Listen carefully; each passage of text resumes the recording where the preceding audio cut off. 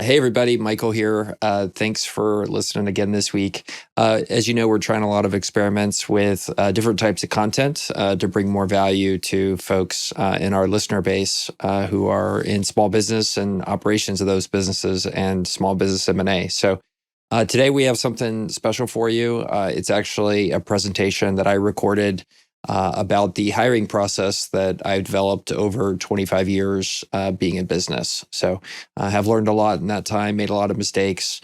And what you see today is really what I use every time I bring on a new person or try to find somebody to join an organization that I'm involved in. So with no further ado, here's the episode of the podcast from my other podcast, Unusual Profits. And I hope you enjoy it. Definitely let us know what you think. Thanks. Hey, Michael Girdley here. I am here to talk to you today about something that's really important and maybe even more so important these days with how hard it is to bring on great team members and how tight the labor market is. And the title for today's talk is, how do I hire great people? And, after 27 or so years in business, this is the system and techniques that I use now and also how I think about hiring. So no system like this is perfect, but this is the best set of resources and approach that I've come up with, and happy to walk you through that today. So if you're listening audio only, there is a set of slides that I'm talking through, and I'll try to talk through the slides so it makes sense if it's audio only. But if you go to my website, girdley.com/hiring, there's a set of slides and resources and also a copy of this video. And you can see it there. But hopefully I make it today in a way that if it's either audio or on YouTube, it comes across as hopefully intelligible. So we'll go from there.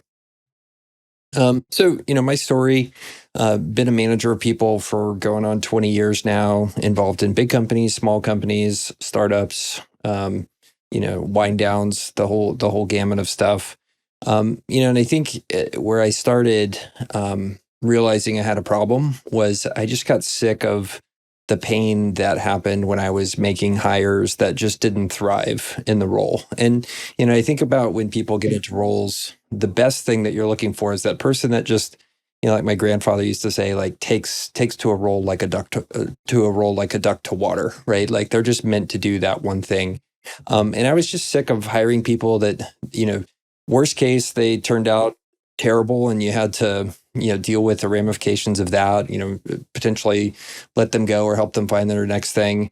Or you ended up with those people who were really passionate about the job, about the company, but just weren't cutting it, right? They just couldn't thrive in the role. And so I started on a quest. I said, there's got to be, I'm not the only person in the world trying to hire great people and do it at a high success rate. So how do I go out and figure out what the best of breed kind of options are for that and become more successful than I was, which frankly, some of my hiring techniques were like, oh, you seem nice. When can you start? And so, I had tried everything and ended up with these things after really going and trying to find the right stuff. So in the end, like what I wanted was, not just roll the dice, hopefully things turn out well. I had seen all the different types of systems that people were using. And I wanted to find a repeatable hiring system because, in the end, like this needed not just to work for me, but also like how do the people that work for me also hire great people? Because, I'm not always going to be there to be doing that in terms of doing the hiring. So the objective was, how do I have like a repeatable hiring system that totally works? Or at least has a high hit rate, right? No system's going to be perfect, but at least it'd be better than just, a hope and a prayer, which is kind of what I was doing earlier in my career. So this is a set of data that as I went out and tried to think about hiring, I came across. And basically this is a meta study, and I've pulled up the data here. And basically what it shows is some researchers went and looked at how do you predict who's going to perform well in a role or not perform well in a role. And they correlated the different things that people were using. And here they correlated 19 different things. And you'll see if you see this on the video or on the slides, you can see that they went and correlated, how much do the age of the candidate, or sending them to an assessment center, or giving them, asking for copies of their work samples. How much do those things predict whether somebody's going to be successful in the role? And it really turned out there were 5 or 6 things that correlated better than anything else in terms of predicting if somebody was going to be successful and very good in the role. So number one was work sample tests. So this was an idea that you would ask candidates to show you work samples of things that they had done previously that related to your job. So, for example, if you were an architect and you were an architecture firm and you're interviewing for architects, a work sample would be asking the candidate architects to show you plans or drawings that they had done previously in a real world scenario. So this is different than like doing a mock job trial and stuff like that, or like a sit down assessment. This was actually like, show me something you've built before. So that was number one, had a 0.54 coefficient of validity. Number two, they discovered that was a good predictor of success was what are called general mental abilities tests. So cognitive ability tests. Basically, they're just wanting to see how quick you are mentally in terms of being able to compute things. So GMAs are those. So there's varied definitions of what those are, but in general, they're often called things like Wonderlic, or the SAT is one. Your ability to produce well on those tests correlated well to your ability to think well when on the job. Number three, with a 0.51 validity coefficient, was employment interviews. Number four was peer ratings. And number five were job knowledge tests. The things that didn't correlate to doing very well in a job was like, how much experience do you have in terms of years, your education measured in years, your interests, and then actually negatively correlated was your age. So, then they also, back in when they did the study, tried graphology, which was handwriting analysis. Like, give me a break. So anyway, when I saw this, I said, oh, like, here are the things that if I make sure, like, I just have a solid way of trying to incorporate all of these things into my hiring process, I'm going to have a leg up on everybody else in terms of hiring. So basically, I took those, and here, like, you take the top 6, say, of these: the work sample tests, the cognitive tests, the a structured employment interview, peer ratings, job knowledge tests, and the behavioral consistency methods.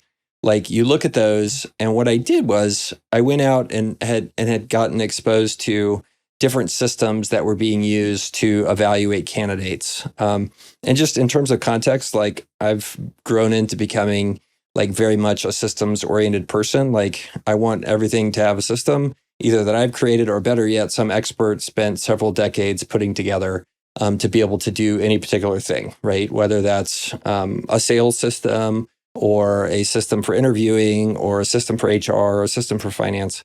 Like, I want all that I just want to pick it up off the shelf so I can just run that system and I don't have to think about it. And I know I'm doing the best possible way. So, as part of my CEO peer group, I had been exposed to different versions of these systems around hiring and selecting talent. And 3 different ones had become really, apparent to me. A friend of mine had told me about this system called Topgrading, which is an interview and reference checking methodology. And I'll talk about that more in successive kind of parts of this going through the presentation. And then another friend had exposed me to personality assessments, and I'll talk a bit more about those. The one I actually like to use is called Culture Index the most. There's a bunch of these, and I'll talk a bit more about why I like Culture Index. And then the last group was, I had seen friends who were other business owners and managers telling me about cognitive assessments, right? Like, how do you select for somebody that's going to be quick on the take in terms of their mental RPM and ability to learn stuff quickly? So that's where kind of this general mental abilities, the cognitive assessments, came in. So I ended up with a combination of realizing that these 3 systems together, which are off the shelf, they cost some money or they're free. Those together were things that I could combine those and hit on almost all of these top predictive factors for hiring, right? So these kind of top 6, they all correlated to these systems of top grading, the cognitive ability tests via the service I like called criteria, and then the culture index test, which is around personality assessment. So I realized, hey, I've got these things. I'll just take these off the shelf things and put them together into a single system together. And so I kind of keyed that back in terms of my experience and thinking, well, what was it that made people really great, right? Above these kind of predictive things. And I realized they all had kind of 6 different things all together, right? Number one, they were intelligent, right? They were people who could come in and really think well through problems, and they were quick on the uptake. Number 2, they had the right personality, right? If they were somebody that was very detail and rule oriented, like they were the right people to do that job, right? And so I realized, okay, they're smart. They're wired in the right way. Some people want to be creative. Some people want to live in a rules space or a project space or a task space. And like, how do I find the right person to fit there? And then the last thing was thinking about this other kind of nebulous stuff that we talk about besides intelligence and how you're wired as a person, which is kind of the cultural skill set and then also grit. And those are each kind of 3 different things. So culture was like, are you going to get along well in the set of values that we have as a company? And it was something that I said, okay, well, I need to make sure I find that, right? Because ultimately, a cultural fit is also how you decide that you actually really want to work with somebody, and they're gonna be fun to spend every day with. Skills. Do you have the right job skills, right? Can you do what we need in terms of being a manager, or in terms of being a salesperson, or in terms of being an accountant? All those are the skills that we need to assess that you have those. And the last thing is this thing that I think a lot of people refer to as grit, which like in Texas, we kind of call that the give a shits. Like, how much do you really care that you want to grind it out and win and put the mission of the company or the organization as paramount, right? And really, really work hard and bring your full self to the company during your work hours. So, those were really the things that all together, I realized, looking back, like, and in terms of thinking about these systems, like, are those the things that made sense? And like all the winners had those things? Yes. Like the A players, the really good people who came into the business world with me, or the organizational world, like they all had these things. And so they actually correlate really well to those assessments that I had run across and been referred to. So intelligence was definitely done by the mental aptitude tests, right? The tests that would tell us how quick somebody is on the uptake and computationally kind of in their head for problem solving. The personality traits, like how is somebody wired in terms of what disposition they bring to the job every day. Culture index and other tools like predictive index, which is kind of a number 2 favorite of mine. They came to light. And the number 3, that bucket of kind of cultural fit, skills fit, and that grit.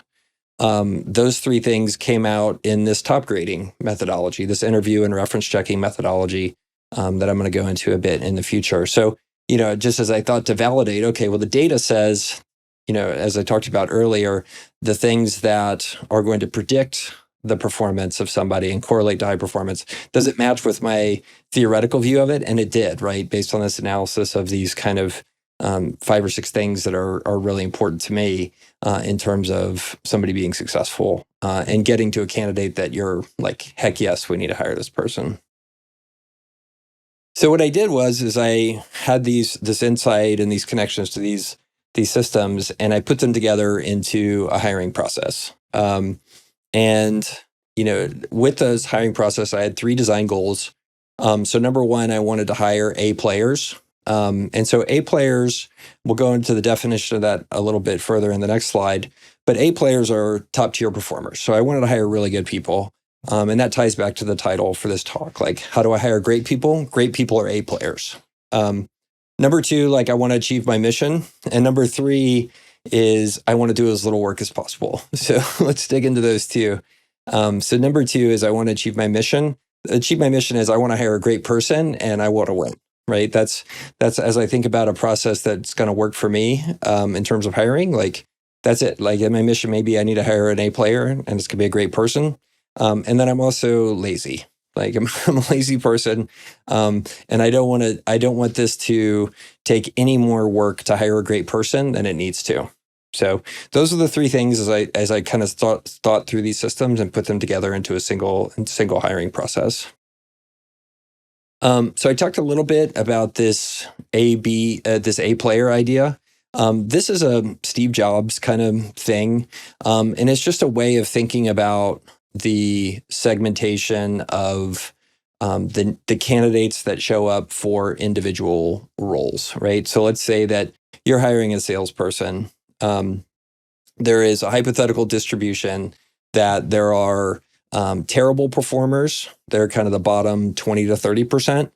There are B players, or the terrible performers are the C players, are in the bottom 20 to 30%. The B players are kind of the middle segmentation, and they're the 60-ish to 70-ish% of players. And players, I mean employees, teammates, contributors, right, in a role. And then the A players are the top 10%, right? So that's pretty straightforward. And when I say A players, what that means is I'm looking for somebody that's going to be a top 10% performer, right? They're going to be better than 90% of the candidates. And, why are those important?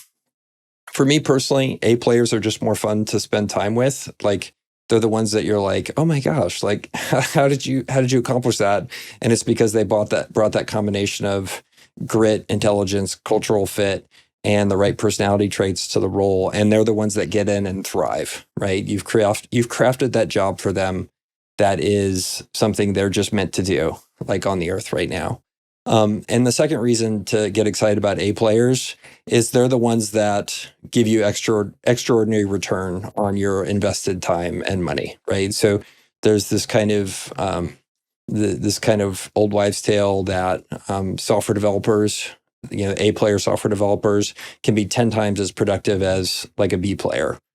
That's not really proven, but in practice, I've seen it. Like your top performers, they're just making those decisions better and better all the time that cause them to outperform the B players, right? And so for me, like that's the sweet spot. Like how do you find those diamonds in the rough, those A players, and bring them in? So I wanted a hiring system that would have those people be selected in as much as possible.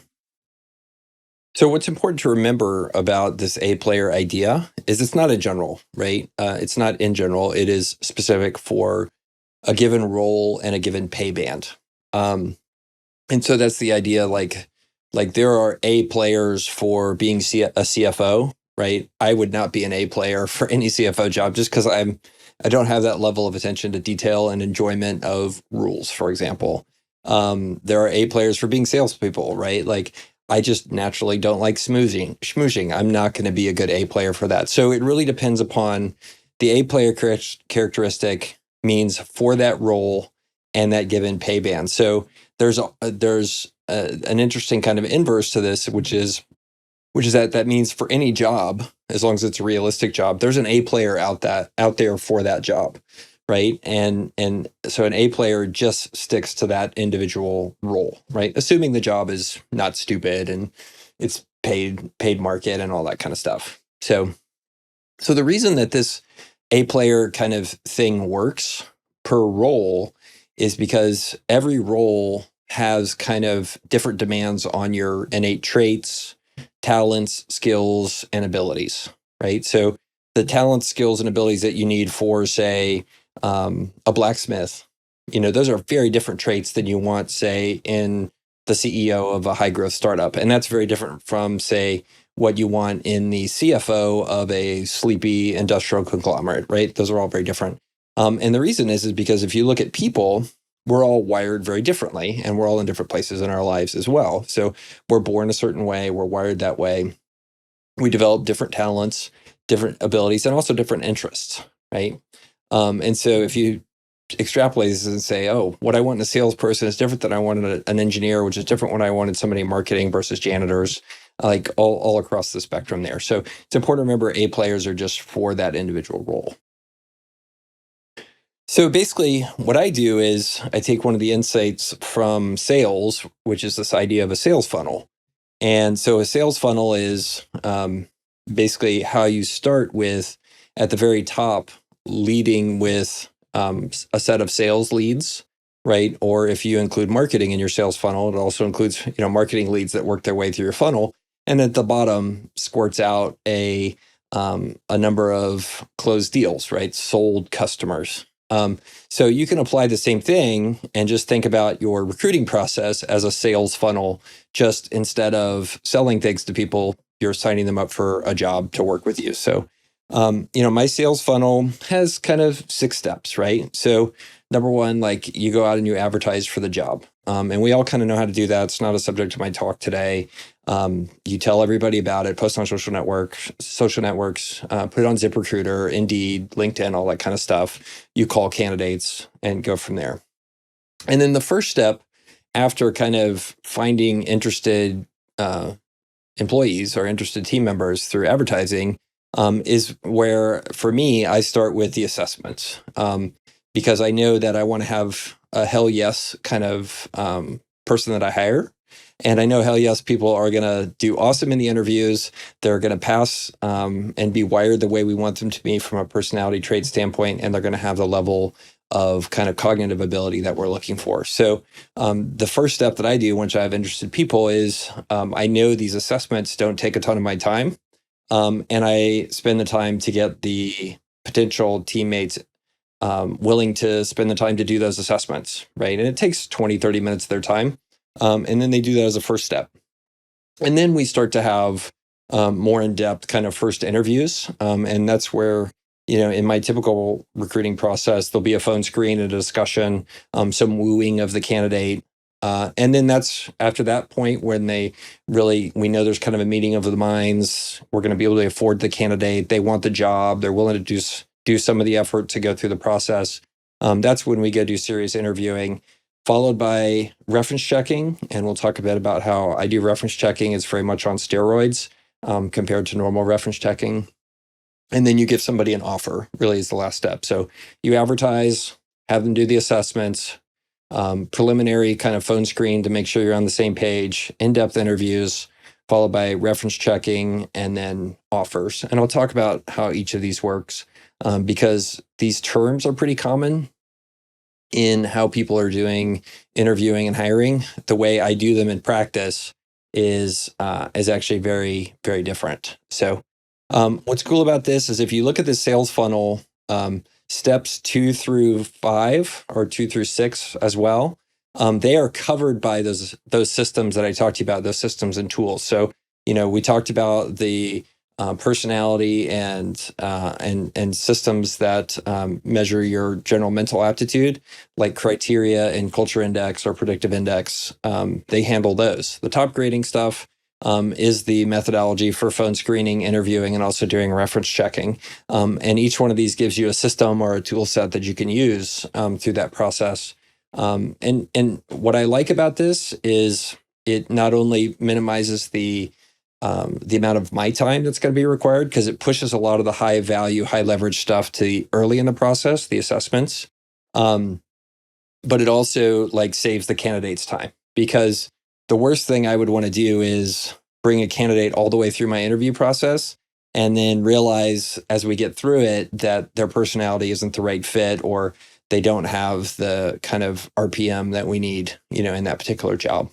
So, or the skill set, right? So, one of the things I like to do if I'm hiring an accountant is that accounting skill set test, which is often done through criteria to assess their skills, or you have one of your accountants do a skills interview with them. I like to push that to the beginning because I don't want to waste the candidate's time, right? If they don't have the skills, there's no reason to lock them in an interview room all day long. So those steps tie back to these systems and how I run each of those in general. So let's talk a little bit about Topgrading. So Topgrading is the system that is what I use for interviewing, reference checking, and offer crafting. So there's a number of ideas in Topgrading that I think are pretty powerful. And I kind of think about Topgrading as the contrarian's interview methodology.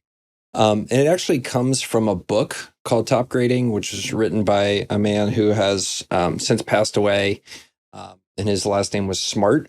And you can actually, I'll talk a little bit later in the process here of this presentation, and give you a link to that book so you can buy it. So one of the things I like about top grading is it takes the idea of how normal reference checking is done and really turns it on its head. So normal reference checking, like you call the people kind of at the end, you call their former boss or whomever, and hey, did Joe work there? We can't tell you. Okay, but he wasn't fired. Okay, it's just a cursory thing, right? And so what top grading does is actually realize this idea that A players that we talked about before, A players have a track record of success and a trail of people who are happy to speak about their performance and ability, right? So if you think about the best people you've worked with in the past, if somebody called and said, hey, Jane worked here. Did Jane work there? Can you tell me about it? Oh yeah, Jane was the best. Unless you might run into corporate policies that prevent that from happening. They're fewer and far between these days. But the insight here is that A players have a trail of people that they've worked with in the past who will say great things about them. And it's not just their mom, right? It's former bosses, colleagues, because when you're an A player, other people love to work with you and they're happy that you made their life better along the way. So one of the ideas of top grading is you do this thing called TORC, threat of reference check. And it's not a threat so much as you just make sure all the candidates know from the very beginning what you're going to be doing during the process. And the top grading methodology actually has you call these people and do 4 or 5 hours of learning and interviewing of former employees, peers, customers, bosses, that you ask for connections to from the candidate's past, right? And what that does is if the candidates know that you're going to be doing that at the end of the process, the weak candidates who have gotten by in life by BSing employers, they drop out of the process. They say like, forget you. They get mad or they just ghost you. And what it does is it creates this self-fulfilling process where this threat of reference check, where you're going to be telling candidates, hey, I'm going to be calling 4, 5, 6, 7, 8 of your former bosses, coworkers, and folks like that. I'm going to give you the names of the people that I'm going to want to talk to. That causes them to disappear if they're not a high performer.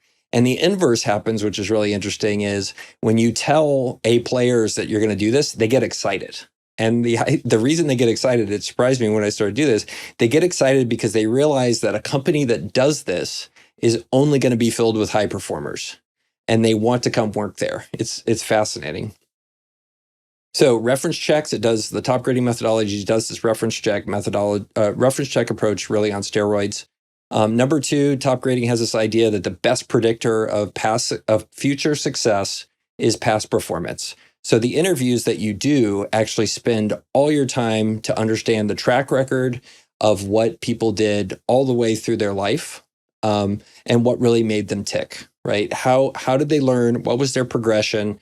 What happened in each of those steps through their career up until now? And this works obviously for middle, junior, senior people. It also works for very junior people, because it turns out that people fresh out of college who were extraordinary, who were going to be extraordinary on the job, were often extraordinary in their life up until then, right? So you can dig into that. It may not last as long as interviewing somebody my age, but it's something that can be totally powerful to see what their trajectory is in life and use that as the best guess of, oh, you mean you were a C player in all your previous jobs and now you're promising me you're going to be a high performer here? Like, that just doesn't happen.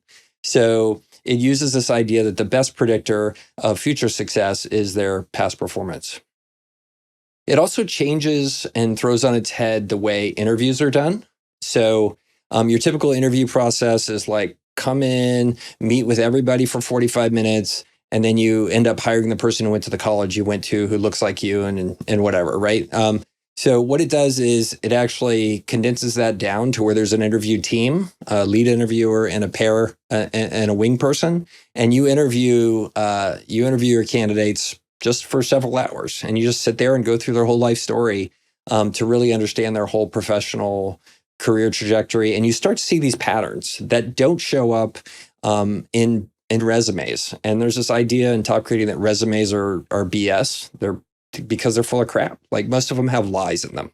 So you end up in many situations not even really working with their resume because the stuff you want to know isn't really in their resume because they hide that stuff. I talked a little bit before about the way references work. Unlike classical interviewing where references just make sure the person isn't a criminal, the references in Topgrading are expected to mostly tell you what they think, the good and the bad of the client. And in the end, what you're doing in Topgrading is trying to really get a complete picture of the person. And when they start on day one, you know, hey, here's how I'm going to make them as successful as possible. Here's where their gaps are. Here's where they're strong. And you use that as a way to get them off and hopefully on a path to thriving, in your role. The other thing Topgrading does, which is very uncommon in other hiring methodologies, is it has you write a hiring memo prior to offer. Right? You sit down and before you make the offer to the person, you write a 1 or 2 page memo. Where are they strong? Where's the candidate strong? Where are they weak? What are we going to do to help them? What are the risks? And then what is our recommendation in terms of bringing them on? So, that helps just like with investing. Writing investing memos is a really good idea. That helps with the way that you can encapsulate your thinking and then look back and see where you screwed up if it didn't work out. Or see where things right or what you got wrong in that later, because memories fade and that sort of thing. So that's Topgrading. Culture Index. So that's the second kind of system that I use. This is an assessment. It's an online assessment. And basically what Culture Index is, you pay for it. It's a science-based personality trait assessment, and it's based on the idea that we're all wired in different ways. Some of us have high attention to detail. Some of us want to be creative and live in the clouds. Some of us want to be leaders. Some of us want to be great teammates. Some of us are extroverted. Some of us are introverted. And it's this idea that you think about the jobs that you have around you, the way you want, say, a quality assurance engineer, right, whose job is to make sure things are done precisely, perfectly, and correctly before they go out the door. That's very different than the way you want a salesperson to be constructed from a personality standpoint. And so this is an assessment that basically came out of a researcher out of Vanderbilt and has been since commercialized, right? And they use these words to basically build a view around each individual person. And there's lots of these kind of assessments: DISC, Myers-Briggs, StrengthsFinder. Culture Index. As I went to go look at all of them, there were 2 assessment tools like this that proved to be the ones that were most popular and stuck with companies when they started to use them. And number 1 was Culture Index. Number 2 was Predictive Index. And those are the 2. They look very similar. I've heard Predictive Index is more expensive than Culture Index. I don't know. And some people like some and some people like others. The reason I chose Culture Index, A, I like it, and B, all my friends that are CEOs use it. So it's good. It's not cheap, right? So anyway, I think Culture Index is one of those things. We talked about kind of the Venn diagram of the things that together you check those circles, and that matches the right traits to the right role. And the people that, I look back and had gotten through and really thrived in their role, like a duck to water, as my grandfather used to say, like they were wired for it, right? Just like you don't want to ask me to be a QA engineer. Like I'm just not wired that way, or an accountant. I am wired to be creative. And so if you can use an assessment like Culture Index to short circuit your way to understand how I'm wired, you have a much better chance of putting a person in a role where they're going to thrive. And to me, that's like the greatest gift you can give somebody. Like you help them do what they're put on earth to do at this moment. And it's beautiful. And so Culture Index helps you do that by having insight into how they think and how they're wired in terms of looking at the world. Downside, it costs money. So good things aren't cheap. So we talked about Topgrading. So that's interview, reference checking, and offer methodology. Culture Index, that's how we measure how a person is wired from a personality trait. And then the last batch is the thing I added most recently, which is how do I kind of screen for skills and intellectual ability. So the one I use are these pre-hire screening assessments from a company called Criteria. It's not very expensive. I think I'm paying $1,500 a year or something. They do, the one I use the most is the cognitive assessments. And then there are skills-based batteries. For me, this has been a game changer. I just enjoy working more with people who are able to learn things quickly, right? And that correlates to these assessments. And it also saves a bunch of time. Like if I know I'm hiring somebody that needs to have basic accounting skills or typing skills, like I can use this system to run those assessments. So this is that third bucket of skills and general mental aptitude assessments. It does cost some money. The cheapest one of these is actually the top grading stuff. You can go to a class for it. You can also buy the book for like $10. And so we could talk about that a little bit later. So let's go through an example process. So, what I'll do when I'm running a hiring process is I will break it down into steps. And so, for example, this is a 12-step example process. 1, advertise the role. 2, collect interest, see who's interested. Number 3, ask people to complete the assessments. That's typically a quick email. I might have then an email to the candidate, making sure they understand the role, how much it pays, do they need to move to another city, any of that kind of stuff. And then, in this case, this is a process where next I'll do a phone screen because I want to sell the candidate a little bit on the role, because I think a good process, including mine, has the candidate do some gating steps, a little bit of work, right? And if you ask them to do a little bit of work, the people that are just kind of like, sort of milquetoast, sort of interested in your role, like they won't move on to the next step because they won't invest 15 minutes to do some prep work for your role. So the assessments are to that. It's a 20 to 30 minute investment of the candidate's time. Some say yes, some say no. That's okay, right? Like I actually want to screen out people that don't really want to work with me, right? If you're just kind of looking to see if I'm going to offer you way too much money to work with me, or you're searching out, getting lucky, something like that, then I'm okay with something that screens you out, right? That's cultural, right? I have a personal culture where like when I go after something I want it, right? And I'll go get it. And I want to work with people who are like that too.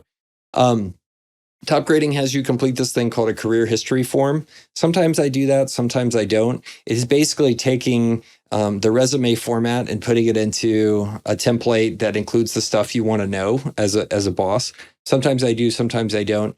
That is one thing to know about Topgrading, is that it's often a system that was designed for a time when employers had all the leverage on employees.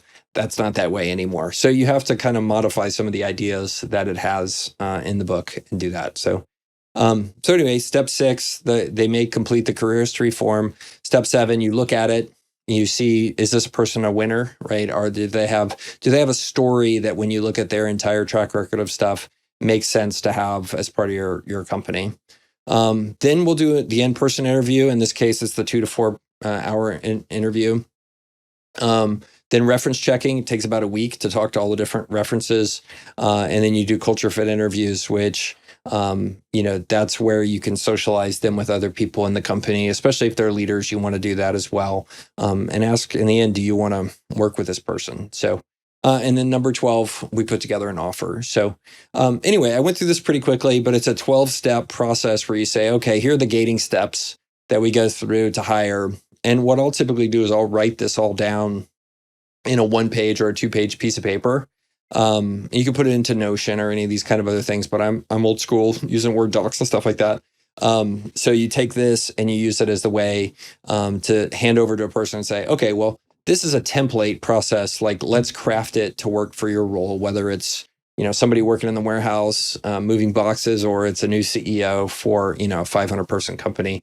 Versions of this can be adjusted, each way. For example, if you're interviewing somebody for a call center, you don't need to do a 4-hour interview. You can go pretty straightforward, and you don't need to call as many references. All that kind of stuff can be modified, but you can kind of see the steps that I showed in the early sales funnel to put together this process. Right, you advertise the role, do the assessments, phone screen, make sure their minds are met on stuff. Do the top grading interview, work to references, and then put together an offer. So kind of has that flow, but more added steps here in this example process. And you can find this, I have a copy of one on my website, girdley.com/hiring. And so you can find that there in terms of being able to see a template version of a hiring process that I use internally. So next steps, the books that talk about Topgrading. Obviously, there's Topgrading the book. Number 2 is a book called Who, which is actually written by Dr. Smart, who wrote Topgrading. His kid wrote a book called Who, which takes some of the ideas from Topgrading and simplifies them a bit. So I have friends that like Who a lot, but the core ideas that you're doing around reference checking, the interview methodology, how you get the names of references, all that stays pretty consistent, and you can use those ideas from these books. I'll just forewarn you, the Topgrading book is one of those books that has some of the best ideas I've ever seen, and it is one of the worst written books I've ever read. It's 700 pages long, so you should definitely skim it. And Mr. Smart, I believe he's passed away. He is perhaps one of the worst book authors ever. But the system he put together was just incredible. So a huge fan of that. And yeah, check out the book. I think you can get a used copy for like $12 on Amazon. So super cheap. The 2 systems that I pay for and recommend, I use Criteria for these assessments. There are other tools out there. We went and looked at about 30 of them. And this was the one we liked the most in terms of skills and cognitive. And then the 2 that I would recommend for personality assessment are Culture Index and Predictive Index. There's 2 reasons I like these more than the other ones. One, they're both based on science. So at least in the case of Culture Index, like they paid researchers at Vanderbilt to put together the system. They are proven to be not biased for hiring purposes, unlike some other things like DISC or Myers-Briggs. And then the second reason I like these 2 is because my friends who I see them use StrengthsFinder or any of the other kind of random tools around this stuff, they don't stick, right? So Culture Index and Predictive Index are the 2 that I see getting used and are very, very sticky. And you see them for all kinds of stuff. They come up in the meetings. They're used for hiring. They're used for organizational design. They just end up very, very powerful. So recommend those 2. And I've been using them both for years. In the case of Culture Index, which I really like. I also like Culture Index because it's not owned by private equity, which Predictive Index is. And as an aside, I've also heard Predictive Index is like one of the greatest businesses of all time. Runs at like 80% free cash flow margins or something. So yay intellectual property businesses. So whereas Culture Index, I believe, is still owned by a husband-wife team. At least that's what the book says. So cool. In conclusion, like hiring is a lot of work. There's a tweet by Jason Lemkin. And he wrote, "There is always a better candidate in theory. Force yourself to interview 30 and hire the best one." So what he's saying here is you need to interview at least 30 people. I agree you should look at 30 people. If you do things the way I'm talking about, interviewing 30, it'll be your full-time job, right? Because you're spending a week or so per candidate. And it turns out actually the math backs up what he's saying. Some mathematicians did a study of what's called the optimal stopping problem. And the optimal stopping problem, basically, it was originally called the hiring a secretary problem. It's very, very sexist back in the 60s when some guys did this. But anyway, it's called the optimal stopping problem, which is, what is the optimal time to stop interviewing people? It turned out that the correct answer was, do 37 interviews and then hire the best one out of that batch or the next best one that you see. Nobody has time for that. And if you see kind of the way I've set this stuff up with the assessments and with the ability to kind of screen people early on, that really helps short circuit that, right? So you don't have to do 37 interviews and 37 reference checks and all that kind of stuff. But all this together, like people invest way too little in hiring and way too much in compared to how much they're going to have to spend when somebody isn't a good fit. So, for me personally, like hiring and retention, like those need to be as much work or much more work than you do on dealing with your poor fit candidates or folks that aren't the right folks in the roles. So again, hiring is a lot of work. It's why I love it when companies have recruiting staffs and CEOs and managers who see team building as their number one job. So anyway, just remember it's a lot of work here. So cool. So definitely, thanks for listening here. It's 45 minutes overview of, how I do hiring. If you do want to reach out to me and have any questions about hiring, any of that kind of stuff, or look more through these slides, hit me up on Twitter. I'm on there at Girdley, and more than happy to help with folks, especially if tweeted at publicly.